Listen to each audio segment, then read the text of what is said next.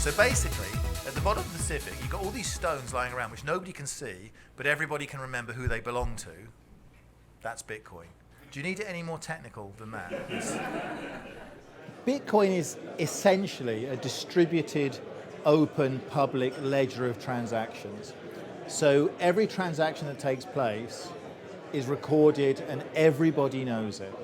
And that's a very exciting and interesting technology. It means that you don't have a central authority that you have to refer to in order to find out whether something's real or not. Everybody can see the blockchain, everybody can see all the transactions.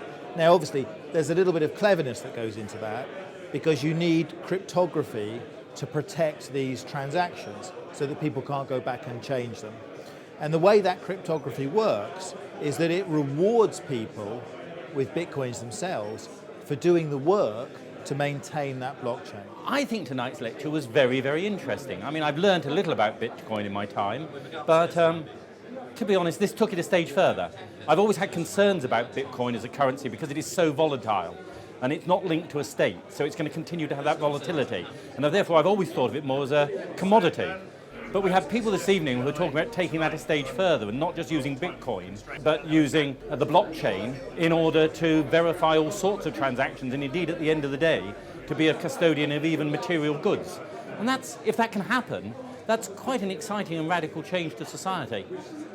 I thought tonight's lecture was incredibly valuable and educational in terms of what Bitcoin is, but also what the blockchain is. And that's something that I'm going to take away, especially around what the different applications for the blockchain are and the opportunities that are going to arise from them in the future for businesses and also, you know, any industry. I think Bitcoin is the first iteration of the world's of a privatized currency. Up until now, all the world currencies are controlled, managed and issued by governments, central banks and banks. Bitcoin is the world's first private digitized currency, which is issued by people, not by governments. What should we be telling the members? I think we need to tell them it's something that's going to happen, whether it's Bitcoin or whether it's something else. People need to have some understanding of the technology and to be aware of what's going to happen and think about the impact it's going to have on them now, individually and as a profession.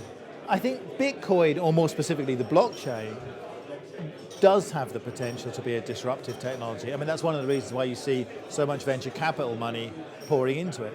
Whether it will disrupt the banks, I'm not sure, because you see, if the technology works, if it does provide, for example, a radically cheaper way of managing securities, then banks will use it. It won't disrupt them. They'll use it.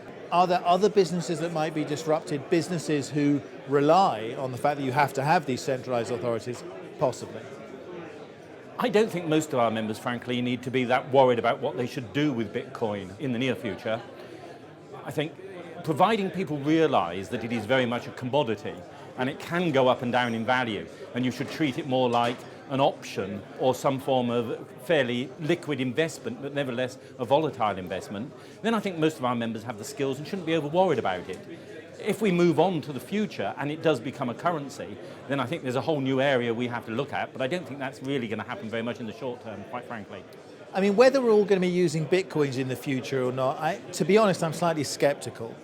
Bitcoin to me, and remember I'm old school, so Bitcoin to me doesn't seem a terribly good money system, and it doesn't seem a terribly good payment system.